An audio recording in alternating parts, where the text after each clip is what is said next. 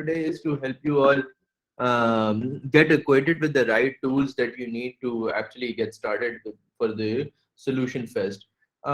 So my name is Eric. For those of you who don't know, I am the VP of Engineering at SustaTech. I'm also the Google Developer Expert for Firebase. I personally love Firebase as a product because as you know, even at SustaTicket, we're trying to build a lot of products. We're always innovating and building new things within the travel industry.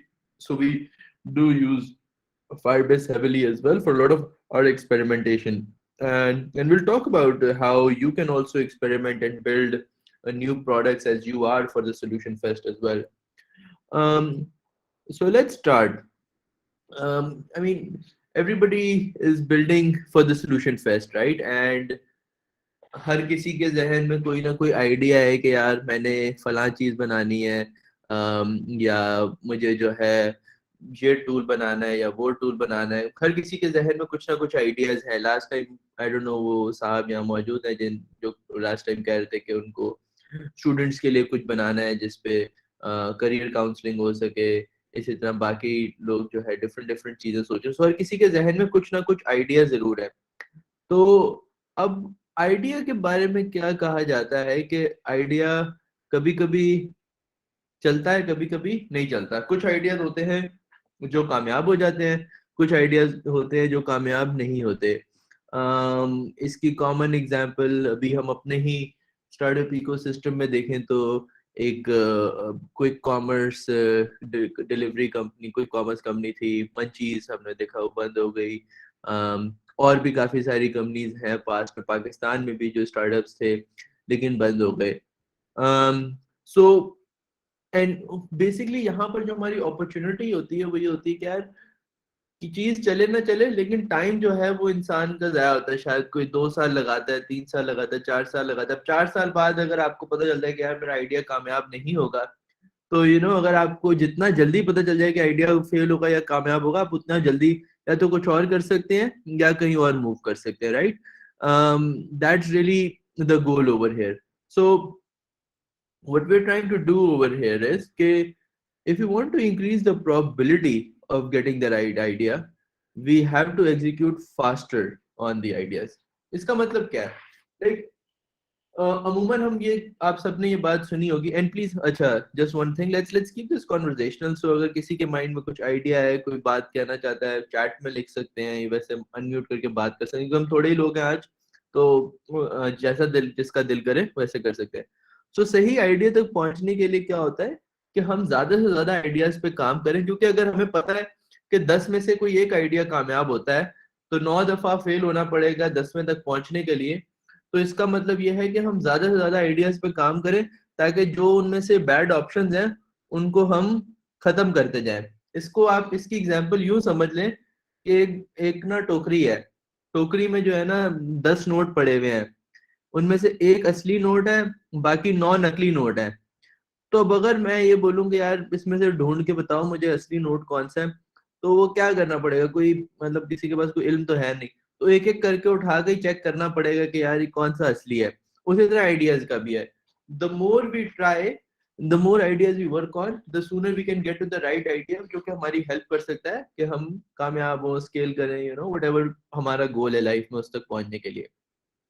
But often entrepreneurs, what they do is they spend too much time building one idea। और ये शायद गलती आज जब हम solution fest में कर रहे हैं हम भी ये कर रहे होंगे कि हम शायद जब अपने आइडिया के बारे में सोचते हैं कि यार मुझे सोल्यूशन फेस्ट में ना शायद करियर काउंसलिंग का कुछ प्रोजेक्ट बनाना है या कोई और प्रोजेक्ट बनाना है, हम उसके बारे में काफी सारी चीजों के बारे में सोचने लग जाते हैं कि यार इसका बैकएंड कैसे होगा, इसका फ्रंट एंड कैसे होगा, किस पे लिखूं मैं बैकएंड पे, पाइथन यूज करूं या जावा यूज करूं या नोड यूज करूं, फ्रंट एंड पे रिएक्ट करूं या एंगुलर करूं, वेब पे बनाऊं या मोबाइल पे बनाऊं। क्या आप लोग भी ये सब सवाल चीजें सोच रहे हो अपने सोल्यूशन फेस्ट को लेके? कौन इस तरह की बातें भी सोच रहा है?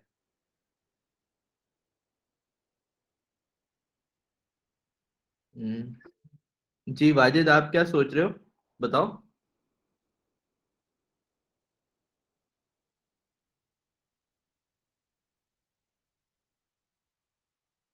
वाजिद, आप क्या कुछ कहना चाह रहे हो, शेयर करना चाह रहे हो अपनी साइड से?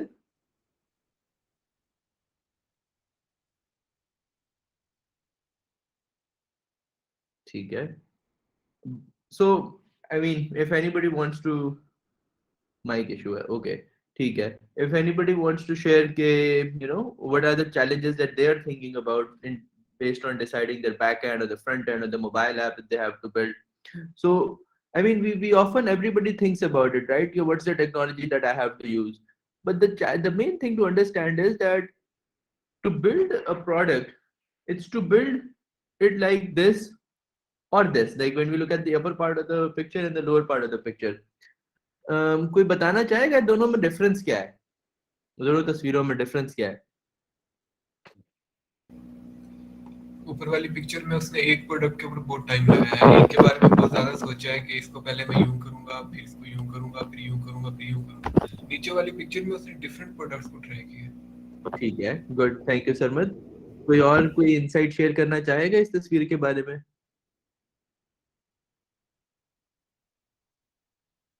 कम ऑन, कोई भी गलत आंसर नहीं है, शाय ना हो आप लोग प्लीज. जी हैदर. ये जो ऊपर वाली पिक्चर है उसके अंदर उसको रिजल्ट फौरन नहीं मिला, एट द एंड जाके उसको उसके रिजल्ट मिले हैं, और जो बॉटम पे है उसको फौरन उसका रिजल्ट मिलना स्टार्ट हो गया है. जब जो भी उसने काम किया फौरन उसको रिजल्ट मिल गया. Very good. हैदर, आप भी कुछ कहना चाह रहे हैं?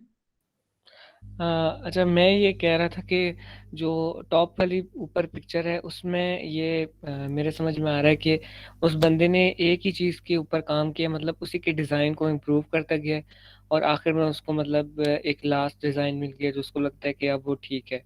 और जो नीचे वाली पिक्चर है उसमें उसने डिफरेंट एंगल से सोचा है कि मतलब मैं अगर मेरा कोई भी प्रोडक्ट है उसको मैं एक चीज़ के बजाय दूसरी चीज़ से ट्राई करूं तो वो किस तरह से बेटर बन सकता है, तो उसने अलग एंगल से सोचा है और उसके बाद उसको एक फाइनल प्रोडक्ट मिला है. वेरी नाइस, बहुत शुक्रिया. आप सबके जवाब बिल्कुल दुरुस्त है. जी, आप सबके जवाब बिल्कुल दुरुस्त है. अगर हम ये जो ऊपर की 5 तस्वीरें हैं ना, इन सबको महीनों के साथ कहें कि पहली तस्वीर पहले महीने की है, दूसरी तस्वीर दूसरे महीने की. जी अनफाल, आप भी ठीक कह रहे हो, यूजिंग डिफरेंट अप्रोच. तो बेसिकली जब भी हम कोई भी प्रॉब्लम सॉल्व करना शुरू करते हैं, we have to start thinking about it from the perspective of what's the problem we are solving over here. Like अगर हम ऊपर वाली और नीचे वाली दोनों को देखें, तो अगर जो भी एंटरप्रेन्योर था जिसने भी इस पे काम करना शुरू किया या आप लोग की तरह कोई भी सॉल्यूशन डेवलप कर रहा था, तो उसने प्रॉब्लम ये थी जिसको हम इस तस्वीर में देख सकते हैं कि उसका प्रॉब्लम था कि उसने लोगों की मदद करनी थी पॉइंट ए से पॉइंट बी तक पहुंचने के लिए. पॉइंट ए से पॉइंट बी तक पहुंचने के लिए उसको कुछ सोल्यूशन बनाना था. ऊपर वाली अप्रोच में उसने क्या किया, पहले जी उसने टायर लगाए, फिर उसने जी बॉटम पार्ट गाड़ी का रखा, फिर अपर पार्ट रखा, फिर शीशे रखे, और फिर जो है उसने इंजन विंजन लगा के आगे ऑन कर दी. तो उसको 5 महीने लगे, लेट्स सपोज, अपने कस्टमर को पॉइंट ए से पॉइंट बी तक ले जाने के लिए. लेकिन जब हम लोअर फोटो को देखते हैं तो वो पहले ही महीने से जो कस्टमर था या जो स्टेक होल्डर था उसको वैल्यू ड्राइव करने लग गया. तो पहले स्केटबोर्ड दे दिया, फिर स्कूटी दे दी. मतलब वो जो पॉइंट ए से पॉइंट बी तक जाने का पर्पस था वो पहले दिन से ही सॉल्व होता गया, लेकिन फिर वो प्रोडक्ट को इनोवेट करता गया based on customer demand, right? Skateboard है, फिर उसके बाद स्कूटी है, स्कूटी में इजी हो गया हाथ रखने. फिर साइकिल आ गई ताकि बैठ के मूव कर सके, फिर मोटरसाइकिल आ गई क्या ताकि पर्सनल एनर्जी ना लगे, एंड देन इवेंचुअली गाड़ी आ गई. तो ये एक प्रोडक्ट इनोवेशन का लाइफ साइकिल है जो हम भी जब कोई भी प्रोडक्ट बनाने के लिए सोचते हैं तो हमें भी इसको याद रखना चाहिए कि get your core offering to the customer as soon as you can. यानी कि जो भी आपका आइडिया आज इस बारी सारी बातचीत का बॉटम लाइन क्या है? बॉटम लाइन ये कि जो भी आपने आइडिया सोचा है उस पर ये बहुत ज्यादा टाइम ना स्पेंड करें कि जी मैं बैकएंड कौन सा लिखूं, नोड जेएस पे लिखूं, जावा पे लिखूं, या डॉट नेट पे लिखूं, या पाइथन पे लिखूं, फ्रंट एंड किस पे लिखूं.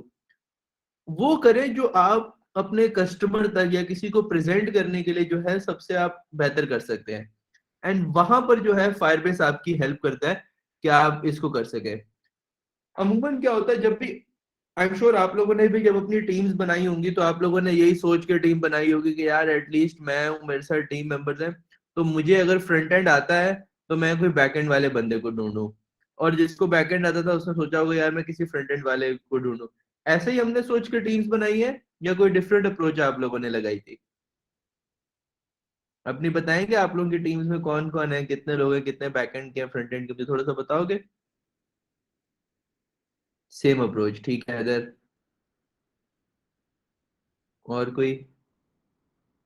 सेम, ठीक है। तो ऐसा ही है ना, हम लोग मतलब अपने स्किल सेट के हिसाब से हमने दूसरे वाले, हमने देखा कौन दूसरा बंदा है जो मेरे में कमी है या जो स्किल मुझे नहीं आता उसको पूरा कर सके। And that is where really Firebase helps us. Firebase है क्या? Firebase is a back end as a service platform. I think मैं लास्ट टाइम भी जब फ्राइडे को पूछा था तो काफी सारे लोग थे, मेरे ख्याल से 20-30% लोगों ने फायरबेस का सुना हुआ था।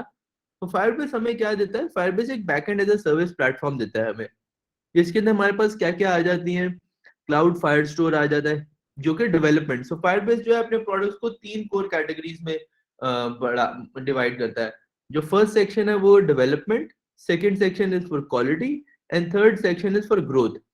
सो यहाँ पे जो है वो टूल है जिन पे हम आज बात करेंगे, क्योंकि हम सोल्यूशन फेस्ट में सोल्यूशन डेवलप करने का सोच रहे हैं। तो यहाँ पे हम बात करेंगे कि डेवलप हम कैसे कर सकते हैं।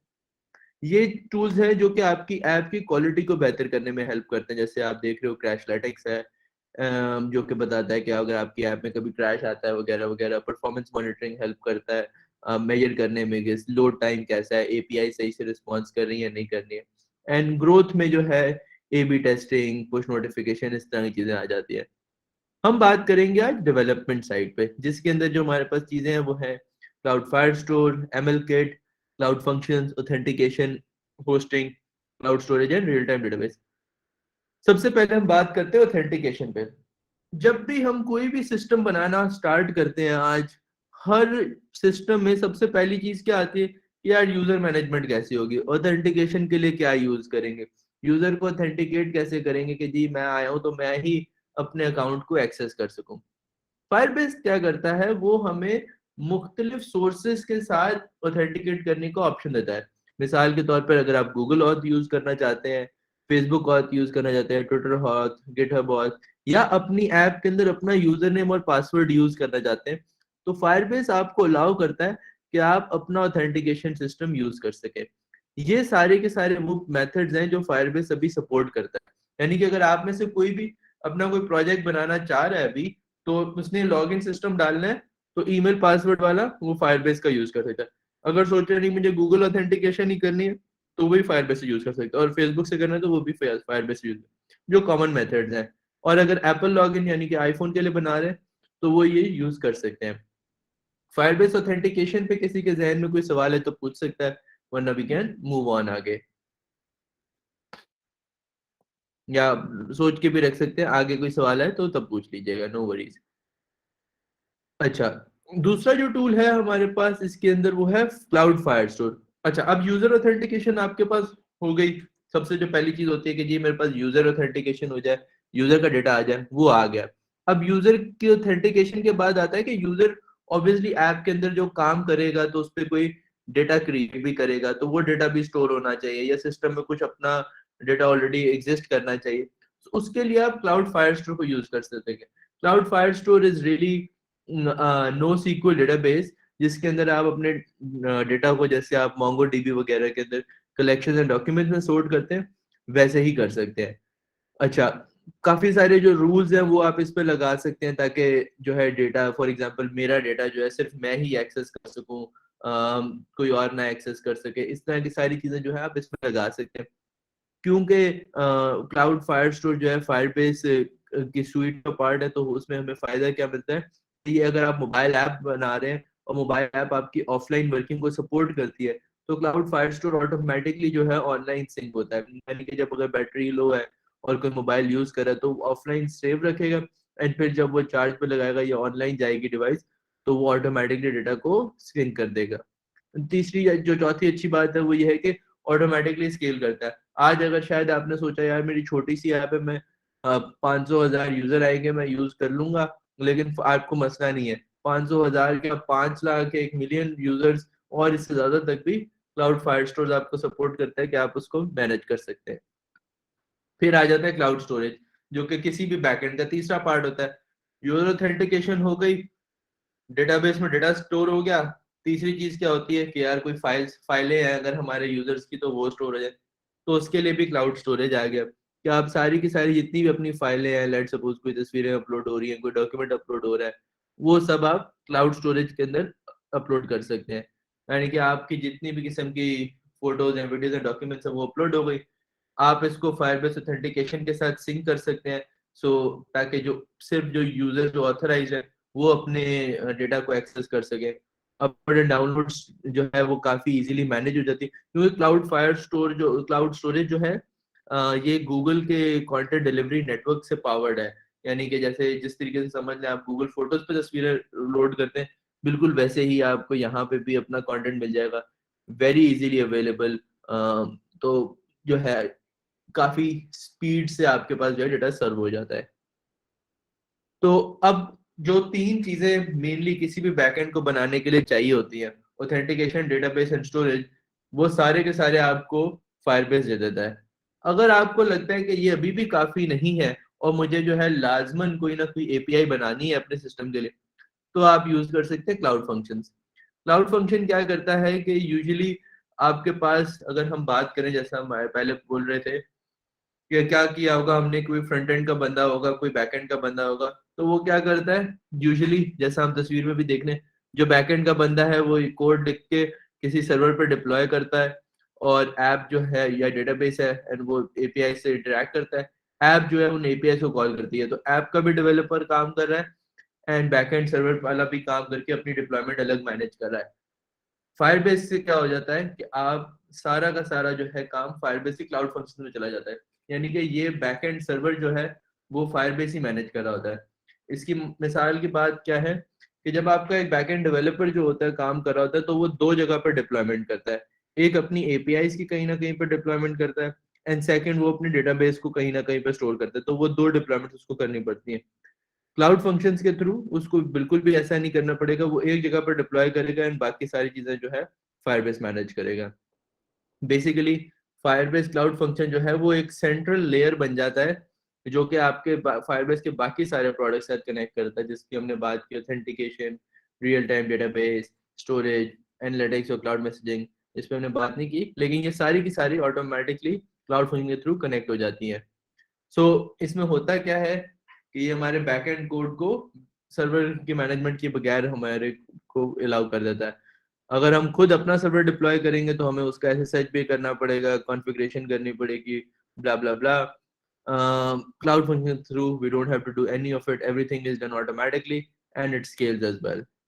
मजीद जो प्रोडक्ट्स हैं जो हमारे लिए अवेलेबल है, अगर आप कोई वेबसाइट बना रहे हो तो फायरबेस होस्टिंग बहुत अच्छा ऑफरिंग है, क्योंकि ये फ्री भी है। आप अपनी कोई भी रिएक्ट ऐप है, व्यू ऐप है या एंगुलर ऐप है, उसको इजीली डिप्लॉय कर सकते हो। एमएल किट भी है, जो कुछ बेसिक मशीन लर्निंग मॉडल्स हैं जैसे कि टेक्स्ट डिटेक्शन, ये वो अवेलेबल है जो कि हम फ्री ऑफ कॉस्ट यूज कर सकते हैं एज पार्ट ऑफ फायरबेस। अब कौन कौन से प्लेटफॉर्म्स जो हैं वो फायरबेस को सपोर्ट करते हैं? Android, iOS, web and Flutter भी। तो यानी कि आपने जिस भी प्लेटफॉर्म पे काम करना है, अगर आपको सिर्फ एंड्रॉयड ऐप बनानी आती है तो आप फायरबेस से, आपको बैकएंड टीम मेंबर की जरूरत नहीं है, आप खुद से काम कर सकते हैं। आपको सिर्फ वेब पे काम करना आता है, आपको बैकएंड टीम मेंबर्स की जरूरत नहीं है, आप खुद से काम कर सकते हैं। आपको सिर्फ फ्लटर पे आता है, आप खुद से काम कर सकते हैं। सो रियली अगर आपको कोई फ्रंट एंड पे काम करना आता है, then you really don't need a backend team member to support you. You can do it yourself. So अब सवाल ये है कि आप क्या बना रहे हैं solution fest पे? But whatever your idea is, build, validate, and iterate. So this was just a summary of what all Firebase offers. And now I would just like to open the floor to everyone कि हम लोग discuss करें कि आप लोग क्या ideas बना रहे हैं and how Firebase can support you in building those. Thank you.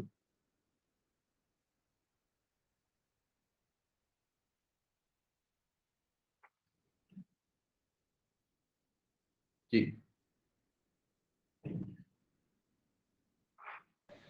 अस्सलाम वालेकुम रहमतुल्लाह। एक सवाल पूछ सकता हूँ? जी जी विकास, अभी आप लोग सब सवाल पूछें जो भी हैं। अच्छा, ये मैं पूछना चाह रहा हूँ कि ये फायर बेस ही क्यों, मतलब कि इसकी फैसिलिटीज़ जो हैं, मैं भी खुद इसी को प्रेफर करता हूँ, लेकिन और भी हैं माई एसक्यूएल हो गया और इस तरह की आपकी नॉलेज में ज़्यादा होंगे, हाँ तो ये कैसे डिफरेंट है उनसे? अच्छा, देखो थोड़ा माई सा सीक्वल, हाँ जैसे मैंने अभी बताया भी कि माई सीक्वल भी आप कर लेते हैं। ओके, थोड़ा सा उस पर हम बात करते हैं। लेट्स सपोज आपने सोचा कि मैं माई सीक्वल पे बनाऊंगा। माई सीक्वल को आप डायरेक्टली क्वेरी नहीं कर सकते किसी भी फ्रंट एंड से ना। तो उसके लिए आपको क्या करना पड़ेगा, बीच में कोई सर्वर साइड लैंग्वेज इस्तेमाल करनी होगी। लेट्स सपोज आपने वो जावा सोच ली कि मैं जावा यूज करूंगा। आप किस पे काम करते हो वकास, वैसे बैकएंड पे अगर काम करना हो तो? मैंने फायरबेस ही अभी तक यूज़ किया है, ठीक है। और लेकिन वैसे और कौन थोड़ा सी लैंग्वेज यूज करते हो? बस ये फायरबेस ही यूज़ किया है थोड़ा सा। ओके, एक वो लॉगिन पेज मैंने बस ठीक उसको ऑथेंटिकेट किया था, और ओके। तो अगर लेट्स सपोज किसी ने जैसे जावा पे अपना बैकएंड लिख के डिप्लॉय कर दिया, अब उसको काम करने के लिए करना क्या पड़ेगा, एक तो उसको माईसीक्वल डेटाबेस का इंस्टेंस मैनेज करना पड़ेगा, ये लेना पड़ेगा। तो उसके पास एक वो चीज हो गई। दूसरा, उसने जब अपनी जावा पे एपीआई बनाएगा तो उसको भी कहीं पे डिप्लॉय करना पड़ेगा, दूसरी वो चीज हो गई। तो ये दो चीजें उसको मैनेज करनी पड़ेंगी। एंड तीसरा, फिर जो भी वो फ्रंट एंड लिखेगा उस पर काम करना पड़ेगा। फायरबेस से फायदा ये है कि it's a backend as a service, कि अब आपको ये जो है दोनों चीजें मैनेज नहीं करनी है। आपको माई सिक्वल नहीं मैनेज करना, और आपको दूसरा अपना जो एपीआई दिख रहे हो वो मैनेज नहीं करना। Everything is done within Firebase. Now MySQL और फायरबेस के अंदर जो एक, अगर डेटा रियल फायर स्टोर की बात करूं, जो मेन फर्क आ जाता है वो ये आ जाता है कि फायरबेस जो है वो नो सीक्वल है Firestore, and MySQL जो है वो सीक्वल डेटाबेस है जिसमें टेबल्स एंड कॉलम्स होते हैं। हाँ, अगर आप चाहते हो कि नहीं यार, मेरा जो डेटा मॉडल है या डेटा स्ट्रक्चर है उसको मुझे सीक्वल के स्टाइल में ही काम करना है, मैं उसको नो सीक्वल स्ट्रक्चर में ऑर्गेनाइज नहीं कर सकता, तो एक ऑल्टरनेटिव भी है फायरबेस का जिसको आप यूज कर सकते हो, वो है सुपाबेस। SUPABASE। मैं अभी इधर लिंक भी ड्रॉप कर देता हूँ, तो अगर कोई चाहे तो उसको भी एक्सप्लोर कर सकता है। That is also a good tool for building big products. जज़ाकल्लाह एरिक भाई, बहुत अच्छा फर्क समझाया आपने। जज़ाकल्लाह खैर। थैंक यू जी। प्रोग्रामर, प्रोग्रामर आपका नाम क्या है? मोहम्मद इशफाक। जी बात। जी, अगर कोई वेब के लिए यूज करना चाहता है तो क्या उसके लिए फायरबेस बेस्ट होगा या माईसीक्वल? इन दोनों में से कौन सा वो चूज करे? देखो, हम लोग सबसे पहले अपने माइंड में ये फर्क क्रिएट करना चाहते हैं कि दोनों में फर्क है। फायरबेस सिर्फ डेटाबेस नहीं है, फायरबेस पूरा एक बैकएंड इंफ्रास्ट्रक्चर है जो कि हमें मिल जाता है, जिसके अंदर जैसे मैंने दिखाया ऑथेंटिकेशन भी है, स्टोरेज भी है, एपीआईज भी हैं क्लाउड फंक्शन के थ्रू, एंड डेटाबेस भी है। माई सीक्वल सिर्फ एक डेटाबेस है। मैं जो वकास से भी सवाल पूछा था, मैं आपसे ही पूछूंगा इशफाक, कि आप सर्वर साइड या बैकएंड पे काम करते हो, और अगर करते हो तो कौन सी प्रोग्रामिंग लैंग्वेज यूज करते हो? जैंगो पे अभी। जेंगो पे, वेरी गुड। तो अगर आपने जेंगो पे काम किया है, तो जैसे ही आपने देखा होगा कि जेंगो पे कोई भी एक एपीआई भी लिखने के लिए आपको जेंगो का अपना इंस्टेंस भी रन करना है, एंड देन आपको माई सिक्वल भी आपके सिस्टम में होना चाहिए। दोनों चीजें नहीं है तो वो काम नहीं चलेगा, वो आपकी एपीआई नहीं चलेंगी, रन नहीं होंगी। ठीक है। तो बेसिकली जेंगो में जो भी आप लिखते हो, that just becomes a layer to communicate to the database. Firebase क्या करता है, वो सारी जो सर्वर साइड पे काम करना है वो सारी लेयर को रिमूव कर देता है, मतलब रिमूव नहीं करता है, लेकिन आपके लिए जो है, जो यूज करने वाला है उसके लिए ईज क्रिएट कर देता है। उसको ये देखने की जरूरत नहीं है कि डेटा कैसे वहां तक पहुंच रहा है, बस वो पहुंचा देता है डायरेक्टली यूजिंग एसडीके जो भी है। I hope that answers the question, Ishfaq. जी, लेकिन अभी वो बेस्ट कौन सा है? बेस्ट, अगेन जैसा हमने बात की, कि बेस्ट वो है जो हमारी मदद, जो हमें आता है। अगर आपको माई सीक्वल और जेंगो अच्छी आती है, गो विद दैट। अगर आपको फायरबेस आती है तो गो विद दैट। हमें क्या है, हमें सोल्यूशन बनाना है, और हमें सोल्यूशन जो भी हमारे स्टेक होल्डर्स हैं, हम उस पोजीशन में लाना चाहते हैं कि हम दूसरों को दिखा सकें। तो अगर आपको लगता है कि आप अच्छा काम और तेज काम जो है माई सीक्वल एंड जेंगो से कर सकते हैं, go with that. Okay, thank you. ठीक है। सरमद, आपने पूछा है कि view is allowed on to use. I don't think so उसमें कोई प्रॉब्लम होनी चाहिए, बट ये जो बाकी ऑर्गेनाइजर्स हैं ये बेहतर बता सकते हैं at the end of the day, because view भी ओपन सोर्स है। हाँ, ओके, शर्जील ने कमेंट कर दिया है, ठीक है। अम, अनफाल, आपका आइडिया है कि आपने वोकैबुलरी बिल्डर बनाना है कोई? कहाँ है अनफाल? है लाइन पे, ड्रॉप हो गए हैं?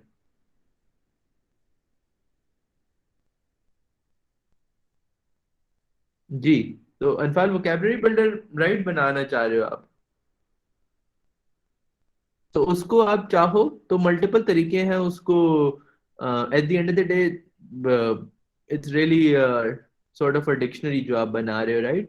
तो एक डिक्शनरी को आप काफी इजीली चाहो तो मॉडल कर सकते हो फायरबेस में, फायरबेस फायर स्टोर में। अगर आपको कोई चैलेंज आता है तो you can message me on LinkedIn, would be happy to help.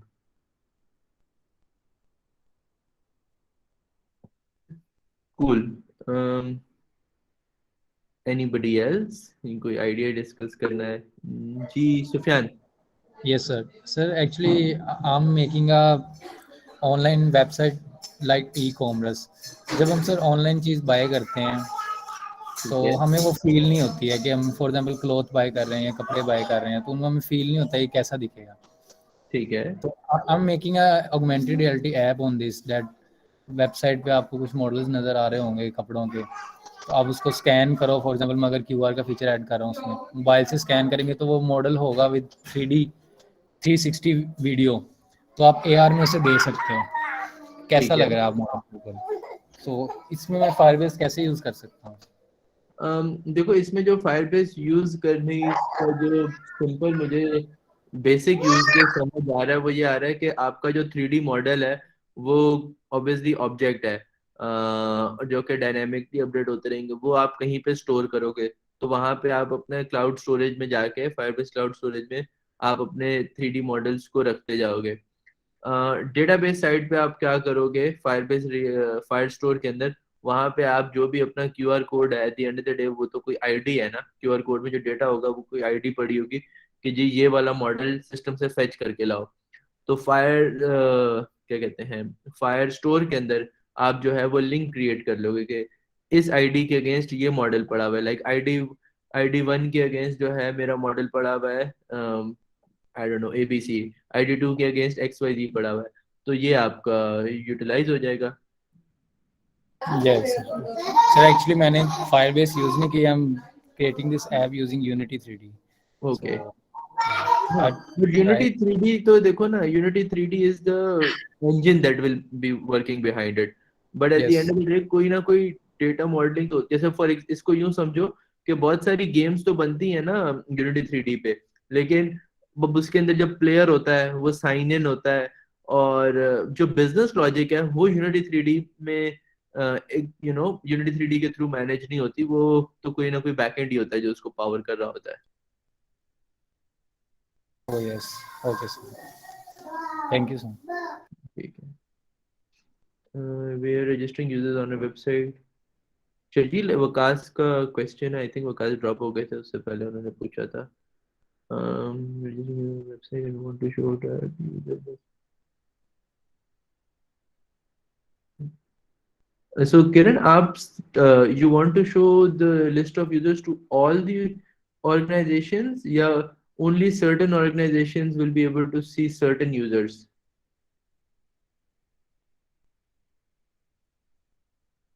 हाँ, uh, so basically you'll have to create a linkage कि जो भी यूजर्स रजिस्टर कर रहे हैं वो किसके साथ जो है आके कनेक्ट होंगे। For example, if you have set 10 organisation in your system, तो वो 10 ऑर्गेनाइजेशन बिल्ड हो गई। अब जो यूजर्स आपके साथ रजिस्टर हो रहे हैं, are the users going to consent कि मेरा डेटा या मेरी इंफॉर्मेशन ऑर्गेनाइजेशन 1 एंड 2 के साथ शेयर हो जाए? इफ यस, तो फिर तो आप उनको लिंक कर सकते हो। इफ नॉट, देन फिर आपको कोई जिस तरह की लेयर डालनी पड़ेगी कि आप कैसे यूजर से कंसेंट लें, और कंसेंट लेने के बाद फिर जो है आप अपने यूजर का जो भी आपका मॉडल है आप उसके अंदर ये ऐड कर दें कि इस यूजर ने ये ऑर्गेनाइजेशन को अलाउ किया हुआ है उसको व्यू करने के लिए, and then based on that आप क्वेरी कर सकते हो. I hope that answered your question.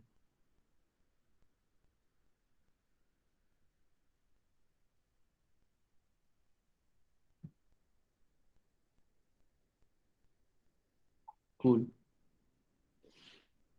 Okay. Anybody else?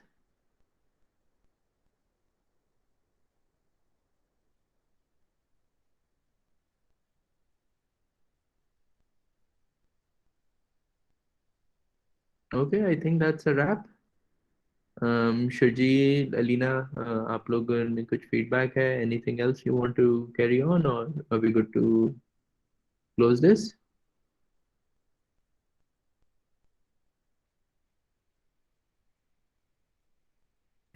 I think we can wrap this thing up. Thank you so much for coming. Thank you very much for hosting me once again. I really apologize for Friday. Thank you very much. No problem. Thank you guys for coming. मैं recording आपको हमारे YouTube channel पे मिल जाएगी इसकी. वकास मैं अपना LinkedIn drop कर देता हूँ, आप मुझसे वहाँ कनेक्ट कर सकते हैं.